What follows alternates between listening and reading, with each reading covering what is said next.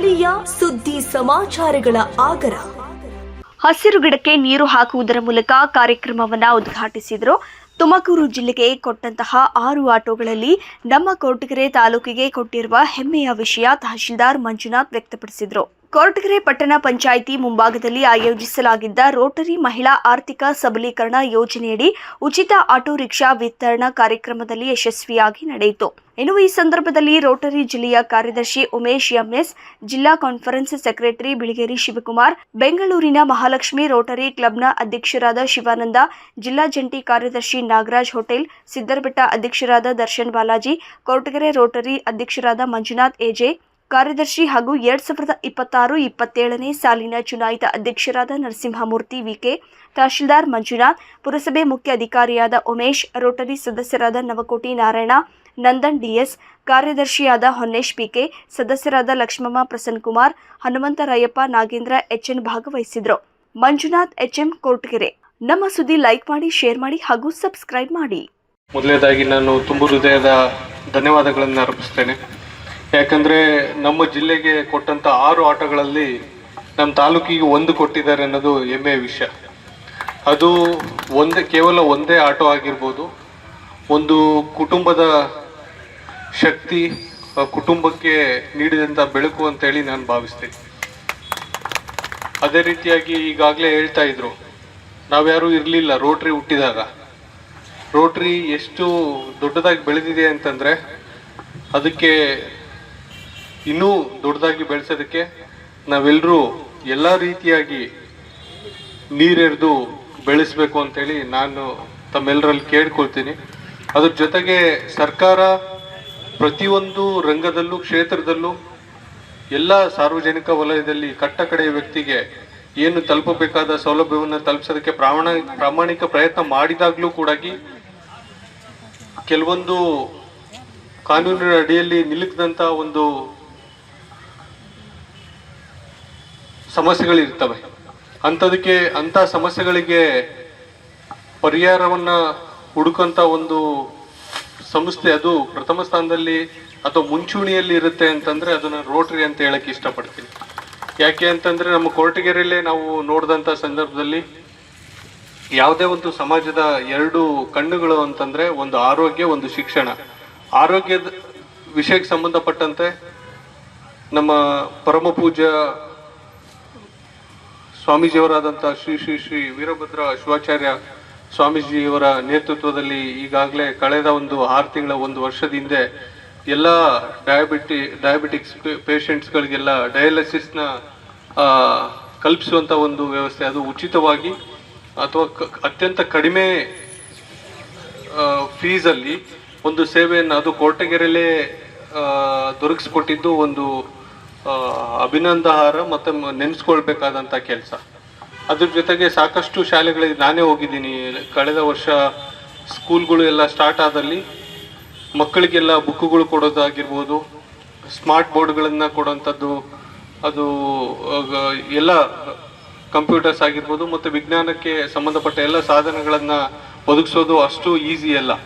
But ಕೆಲವೊಂದು ಆಯ್ದ ಸ್ಕೂಲ್ಗಳಿಗೆ ಕೊಡ್ತಾ ಇರೋದು, ಅದರಿಂದ ಅಲ್ಲಿ ನೋಡಿ ಇನ್ನೊಬ್ರು ಆ ಊರವರೇನೆ ಈ ಥರ ರೋಟ್ರಿಯಿಂದ ಕೊಟ್ಟಿದ್ದಾರೆ ಅಂತೇಳಿ ನಾವು ಕೊಡೋಣ ಅಂತೇಳಿ ಹಳೆ ಸ್ಟೂಡೆಂಟ್ಸ್ ಎಲ್ಲ ಮುಂದೆ ಬಂದು ಕೊಟ್ಟಿರೋದು ಕೂಡ ಇದೆ. ನಾವು ಒಂದು ಯಾವುದಾದ್ರೂ ಮಾದರಿ ಸಂಸ್ಥೆ ಇದೆ ಅಂತಂದ್ರೆ ಅದು ರೋಟ್ರಿ ಅಂತ ಹೇಳಕ್ಕೆ ನಾನು ಇಷ್ಟಪಡ್ತೀನಿ. ಶಿಕ್ಷಣಕ್ಕೆ, ಆರೋಗ್ಯಕ್ಕೆ ಹೆಚ್ಚು ಒತ್ತನ್ನು ಕೊಟ್ಟು ನಾವು ಕಾರ್ಯಕ್ರಮಗಳನ್ನ ಮಾಡ್ಕೊಂತ ಬಂದಿರತಕ್ಕಂಥದ್ದು ನಮ್ಮ ರೋಟ್ರಿ. ಅದರಲ್ಲಿ ನಿಮ್ಗೆ ಗೊತ್ತಿರ್ಬೋದು, 1905 ಫೆಬ್ರವರಿ 23ನೇ ತಾರೀಕು ಚಿಕಾಗೋದಲ್ಲಿ ಸೇವಾ ಮನೋಭಾವದಿಂದ, ಸರ್ವಿಸ್ ಎಬೌವ್ ಸೆಲ್ಫ್ ಅನ್ನತಕ್ಕಂಥ ಒಂದು ಮನೋಭಾವನೆಯಿಂದ ಸ್ಟಾರ್ಟ್ ಆಗಿರ್ತಕ್ಕಂಥ ನಮ್ಮ NGO ಸಂಸ್ಥೆ ಇಲ್ಲಿಗೆ 120 ವರ್ಷಗಳನ್ನ ಕಳೆದಿದೆ ಅಂತ ಹೇಳಿದ್ರೆ ಹೆಚ್ಚುಗಾರಿಕೆ ಅನ್ನತಕ್ಕಂಥ ಹೇಳೋದಕ್ಕೆ ಇಷ್ಟಪಡ್ತೀನಿ ನಾನು. ಅದೇ ರೀತಿ ನಾವು ನಿಮಗೆ ಗೊತ್ತಿರ್ಬೋದು, ಹಳ್ಳಿಗಳ ಕಡೆ ಪಲ್ಸ್ ಪೋಲಿಯೋ ನಿರ್ಮೂಲನೆ ಆಗೋದಕ್ಕೆ ವ್ಯಾಕ್ಸಿನೇಷನ್ ಅನ್ನ ಕೊಡ್ತಾ ಇರತಕ್ಕಂಥದ್ದೇ ನಮ್ಮ ರೋಟರಿ ಅಂತ ಹೇಳೋದಕ್ಕೂ ಸಹ ಇಷ್ಟಪಡ್ತಾ ಇದ್ದೀನಿ. ಇದೇ ತಿಂಗಳು 28ನೇ ತಾರೀಕು ಮಿಸ್ ಮಾಡದಲೇ ನಮ್ಮ ಸಾರ್ವಜನಿಕರಲ್ಲಿ ಮನವಿಯನ್ನು ಮಾಡ್ತಕ್ಕಂಥದ್ದು 28ನೇ ತಾರೀಕು ಪಲ್ಸ್ ಪೋಲಿಯೋ ಕಾರ್ಯಕ್ರಮ ಮಾಡ್ತಾ ಇದೀವಿ. ಅದರಲ್ಲಿ ಎಲ್ಲರೂ ಸಹ ವ್ಯಾಕ್ಸಿನೇಷನ್ ಅಲ್ಲ, ಚಿಕ್ಕ ಮಕ್ಕಳಿಗೆ ಮಿಸ್ ಮಾಡದೆ ಹಾಕ್ಸ್ಬೇಕು ಅಂತಕ್ಕಂಥದ್ದು ಸಹ ನನ್ನ ಮನವಿ. ಏನಕ್ಕೆ ಅಂದ್ರೆ ಪಲ್ಸ್ ಪೋಲಿಯೋ ಪಕ್ಕದ ದೇಶದಲ್ಲಿ ಇನ್ನು ಏನಕ್ಕೆ ನಾವು 2014ರಲ್ಲಿ ಪಲ್ಸ್ ಪೋಲಿಯೋ ನಿರ್ಮೂಲನೆ ಆಗಿದೆ ಇಂಡಿಯಾದಲ್ಲಿ, ಆದ್ರೂ ಸಹ ನಾವು ಏನಕ್ಕೆ ಪಲ್ಸ್ ಪೋಲಿಯೋನ ಹಾಕ್ತಾ ಇದೀವಿ ಅಂದ್ರೆ ಪಕ್ಕದ ದೇಶದಲ್ಲಿ ಇರ್ತಕ್ಕಂಥ ಅಫ್ಘಾನಿಸ್ತಾನ ಇರ್ಬೋದು, ಪಾಕಿಸ್ತಾನ, ಇನ್ನೂ 2-3 ಕೇಸ್ಗಳು ನಡೀತಾ ಇದೆ. ಅದಕ್ಕೋಸ್ಕರ ನಮ್ಮ ಈಗಿನ ಜನಸಂಖ್ಯೆ ನಿಮಗೆ ಗೊತ್ತಿರಬಹುದು 135 ಕೋಟಿ ದಾಟಿದ್ವಿ ನಮ್ಮ ಜನಸಂಖ್ಯೆ. ಅದರಿಂದ ಅಲ್ಲಿಂದ ಏನಾದರೂ ಆ ವೈರಸ್ ನಮ್ಮ ಇಂಡಿಯಾಕ್ಕೆ ಬಂದ್ರೆ ಯಾವುದೇ ಕಾರಣಕ್ಕೂ ನಿರ್ಮೂಲನೆ ಮಾಡೋದಕ್ಕೆ ಆಗಲ್ಲ ಅನ್ನೋ ಒಂದು ಪರ್ಪಸ್ ಇಂದ ನಾವು ಇನ್ನೂ 1 ವರ್ಷ ಸಹ ನಾವು ಪಲ್ಸ್ ಪೋಲಿಯೋನ ಕಂಟಿನ್ಯೂ ಮಾಡ್ತಾ ಇದ್ವಿ, ವ್ಯಾಕ್ಸಿನೇಷನ್ ಹಾಕ್ಕೊಡ್ತಾ ಇರ್ತಕ್ಕಂಥದ್ದು. ಈ ರೀತಿ ನಮ್ಮ ರೋಟರಿ ಸಂಸ್ಥೆ ಶಿಕ್ಷಣಕ್ಕೆ ಮತ್ತು ಆರೋಗ್ಯಕ್ಕೆ ಹೆಚ್ಚು ಒತ್ತನ್ನು ಕೊಟ್ಟಿರ್ತಕ್ಕಂಥದ್ದು ನಮ್ಮ ರೋಟರಿ ಸಂಸ್ಥೆ. ಅದರಲ್ಲಿ ಈ ಸರಿ ನಾವು ನಮ್ಮ ಹೆಣ್ಣು ಮಕ್ಕಳ ಸಬಲೀಕರಣ ಮಾಡಬೇಕು ಅನ್ನತಕ್ಕಂಥದ್ದು ನಮ್ಮ DG ಎಲಿಜಬೆತ್ ಮೇಡಮ್ ಅವರ ಕನಸು. ಅದಕ್ಕೋಸ್ಕರ ಅನೇಕ ಕಾರ್ಯಕ್ರಮಗಳನ್ನು ಹಮ್ಮಿಕೊಂಡು ಬಂದಿದ್ವಿ. ಈ ತಿಂಗಳಲ್ಲಿ 20ನೇ ತಾರೀಕು ಕಾಮಧೇನು ಪ್ರಾಜೆಕ್ಟ್ ಅಂತ ನಮ್ಮ ಹಳ್ಳಿಗಳಿಗೆ ಔಟ್ಸೈಡ್ ಬೆಂಗಳೂರಿಗೆನೆ ಯಾರಿಗೆ ಬೆನಿಫಿಷಿಯರಿ ಅಂದ್ರೆ ವಿಡೋ ಕೆಲಸವನ್ನ ಮಾಡೋದಕ್ಕೆ ಆಗ್ಬೋದು, ಹೆಣ್ಣು ಮಕ್ಕಳು ಗಂಡನ ಕಳ್ಕೊಂಡಿರ್ತಾರೆ, ಅವ್ರಿಗೆ ಅಕಸ್ಮಾತ್ ಕೈಕಾಲು ಏನೋ ಆಗಿರ್ತಕ್ಕೆ ಅಂಥವ್ರಿಗೆ 200 ಹಸುಗಳನ್ನ ಈ ಸರಿ ಕಾಮಧೇನು ಪ್ರಾಜೆಕ್ಟ್ ಅಲ್ಲಿ 20ನೇ ತಾರೀಕು ಇನ್ಸ್ಟಾಲ್ ಮಾಡ್ತಾ ಇರ್ತಕ್ಕಂಥ ನಮ್ಮ ರೋಟರಿ ಹಾಕಲಿಕ್ಕೆ ಅಂತ ಹೇಳೋದಕ್ಕೆ ಈ ಒಂದು ಕಾರ್ಯಕ್ರಮದಲ್ಲಿ ನಮ್ಮ ಕೊರಟಗೆರೆ ಜಟ್ಟಿ ಅಗ್ರಹಾರದ ಶುಭ ಅನ್ನೋರಿಗೆ ನಮ್ಮ Bengaluru Rotary club, East north ಮತ್ತು ಮಹಾಲಕ್ಷ್ಮಿ ರೋಟರಿ ಮತ್ತು ಕೊರಟಗೆರೆ ರೋಟರಿ ವತಿಯಿಂದ ಈ ಒಂದು ಮಹಿಳಾ ಸಬಲೀಕರಣ ಒಂದು ಕಾರ್ಯಕ್ರಮದಲ್ಲಿ ಜಟ್ಟಿ ಅಗ್ರಹಾರ ಒಂದು ಮಹಿಳೆಗೆ, ಒಂದು ಬಡ ಮಹಿಳೆಗೆ ನಮ್ಮ ಒಂದು 3 ಕ್ಲಬ್ಬಿನ ಒಂದು ಸಹಯೋಗದಲ್ಲಿ ಒಂದು ಆಟೋವನ್ನು ವಿತರಣೆ ಮಾಡಿರ್ತೀವಿ. ಅವರ ಜೀವನೋಪಯೋಗಕ್ಕಾಗಿ ಒಂದು ಈ ಕಾರ್ಯಕ್ರಮವನ್ನು ನಿರ್ವಹಿಸಿದ್ದೀವಿ. ನಮ್ಮ ರೋಟರಿಗೆ ಸುಮಾರು 120 ವರ್ಷಗಳ ಇತಿಹಾಸ ಇದೆ.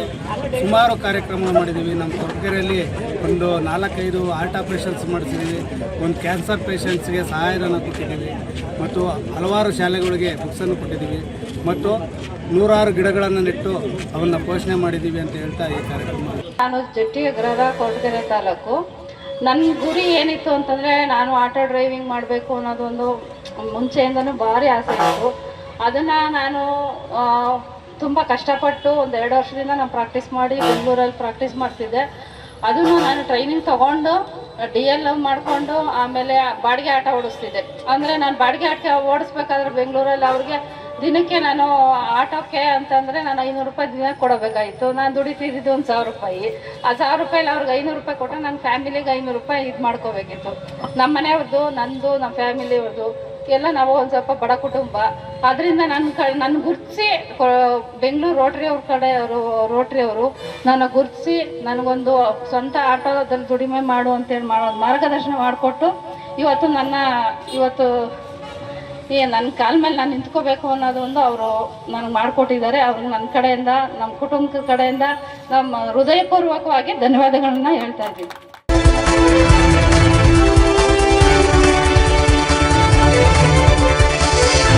A1 TV ನ್ಯೂಸ್, ಸ್ಥಳೀಯ ಸುದ್ದಿ ಸಮಾಚಾರಗಳ ಆಗರ.